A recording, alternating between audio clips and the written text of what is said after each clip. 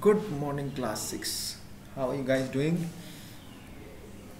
I know that you all are doing great, safe and sound, and everybody is happy and taking care of yourselves. So that's really great. As long as you take care of yourselves and be healthy and safe and happy.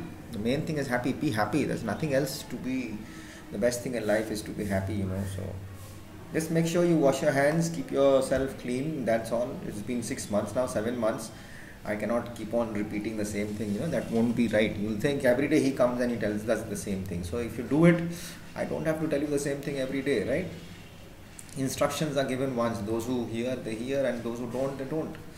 So anyways, we'll come back to SST again. I want to just speed up things on the SST part, or the rather SSC, the social sciences. So we'll come to page 128, and that's on South America today. We'll read.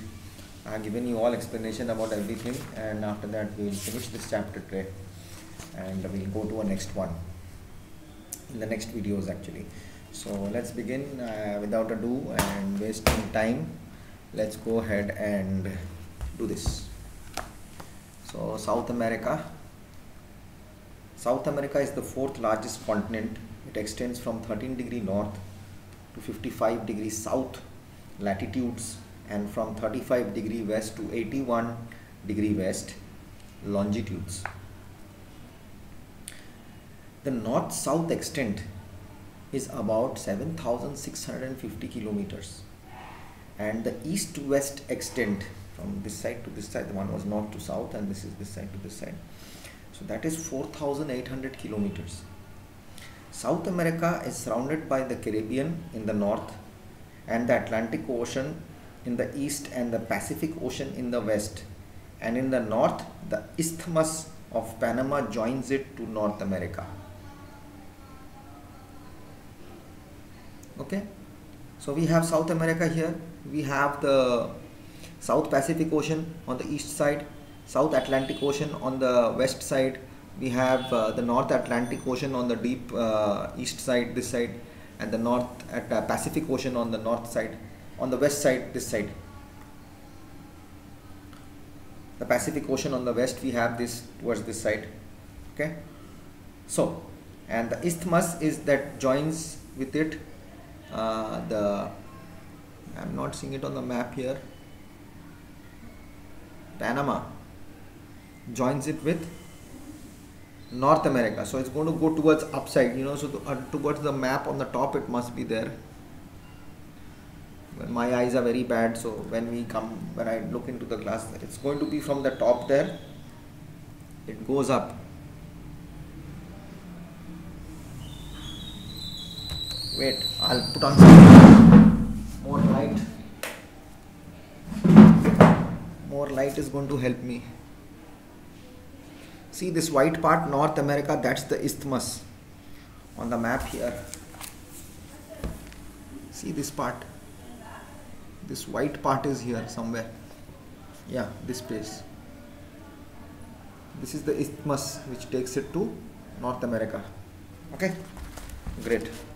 So we are done here. The Andes mountain ranges.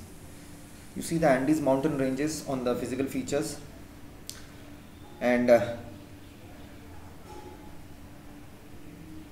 stretching from the Caribbean Sea to the north to Cape Horn in the south, is the longest unbroken mountain chain in the world. Mount Aconcagua is the highest peak in the Andes Mountains. The eastern highlands are much lower than the Andes Mountains. The lowlands occupy about half of South America. The three river systems, namely the Orinoco, the Amazon, and the La Plata, drain this region. Amazon is the largest river there. The Orinoco River basin is called the Llanos. The Amazon River basin is called the Selvas, and the La Plata River basin is called the Gran Chaco. Hydrosphere. Now, hydrosphere is all dealing with water. Okay, so we are done with the lithosphere. Now we are coming to hydrosphere. Okay, the presence of water is a unique feature of our planet. No other planet has got water. About 75% of the Earth's surface is covered with water. When astronauts first saw the earth from space, it looked blue due to the presence of water. So the earth is called the watery planet or the blue planet. The astronauts who went up into the moon, they went out into space and they looked at the earth, they saw it as blue. So that's why mostly our globes and all which you see, it's mostly in blue color, or it's called the blue planet. Water is found mostly in oceans, seas, gulfs, bays, lakes and rivers. The part of the earth which has water is called the hydrosphere. The total amount of water on the surface of the earth is fixed, it does not change. About 97% of water is in the oceans. It does not change, it does not increase. How will it increase? We are not getting water from anywhere. Whatever is happening is recycling here only. There are four major oceans in decreasing order size.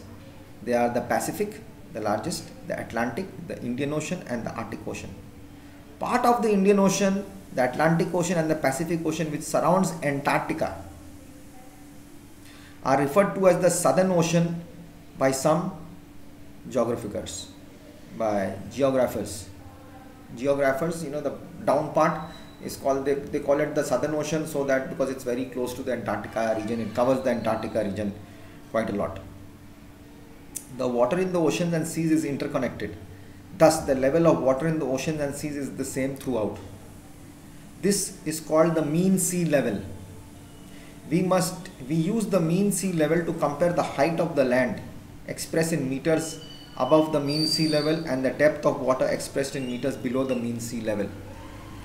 The oceans are large water bodies. The average depth of the ocean water is about 3,800 meters below the mean sea level, while the average height of land is only 850 meters above the sea level. The greatest depth is at the Mariana Trench, that's 11,022 meters on the eastern side of the Pacific Ocean. The longest depth down. Trench, huge trench down deep inside, 11,000 meters. The Pacific Ocean. Okay, the Pacific Ocean covers an area larger than the combined area of all the continents. If you together take all the area of the continents, it's larger than that. It is the largest and the deepest ocean. It is bounded by Asia and Australia in the west and North America and South America in the east. About 3/4 of the world's active volcanoes are found in the Pacific Ocean and the lands bordering it. In 1520, an European sailor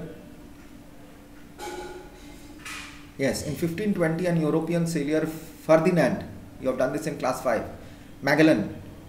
Ferdinand Magellan was the first to sail across this ocean. He called it Pacific, meaning peaceful, because gentle and steady winds blow there. Okay. He had gone around the world, isn't it? He said that the world is round. Okay, the Atlantic Ocean. But he went to a different place. He was coming to India, he went off to a different place, but Vasco da Gama came here, right? The Atlantic Ocean. The Atlantic Ocean probably got its name from the legendary island of Atlantis. This ocean is flanked by North America and South America on the western side, and Europe and Africa on the eastern side. Obviously, the western of Africa, the western of South America, what do you mean? The ocean is flanked by North America and South on the western side. Atlantic Ocean on the top. North Atlantic Ocean, it's on the top. So obviously it will be the east side of Europe and Africa. It is roughly half the size of the Pacific Ocean. Today the Atlantic Ocean is the busiest ocean and has some of the largest harbors in the world.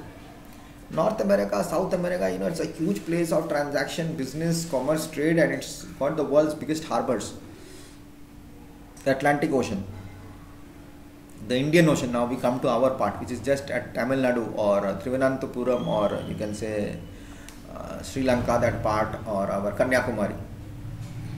Till Kanyakumari, it is this side is Bay of Bengal, on the east side is Bay of Bengal, on the west side is our Arabian Sea. So both together come and join this Indian Ocean at this tip point, Kanyakumari or Thiruvananthapuram. The Indian Ocean is the only ocean in the world which is named after a country, India, and we are so proud of it. This indicates the importance of India in international trade in ancient times. The Indian Ocean does not open out northwards into the Arctic Ocean. It is completely bounded on the north by Asia and thus referred as half an ocean. On the western side of the Indian Ocean,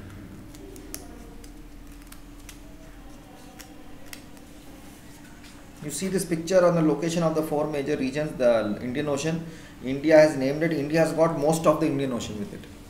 It's India's. Ocean is Africa, and on the east lies Australia. On the western side is Africa. We have, you see, Africa is on the western side, and on the eastern side is Australia. Okay. The Arctic Ocean. The Arctic Ocean is more or less surrounded by land. It is centered around the North Pole and lies with the Arctic Circle. The Arctic Ocean is surrounded by the northern parts of Europe, Asia, and North America. It is linked to the Pacific Ocean by the narrow Bering Strait. Sometimes the Arctic Ocean is taken as the northward extension of the Atlantic Ocean. Drifting icebergs, some about 30 meters thick, are common in the Arctic Ocean. Ice is there in the ocean, it does not melt. You see the Arctic Ocean in the picture. It's on the North Pole on the top part. We are seeing it from the top, not from the side. All these, the Pacific, the Indian Ocean and all are from the sideways we are seeing it, but this we are seeing it from the top. The Arctic, because it's a pole, we cannot see it sideways, right? Okay. So now we come to the importance. What are the importances of oceans? I'll come back in the next video.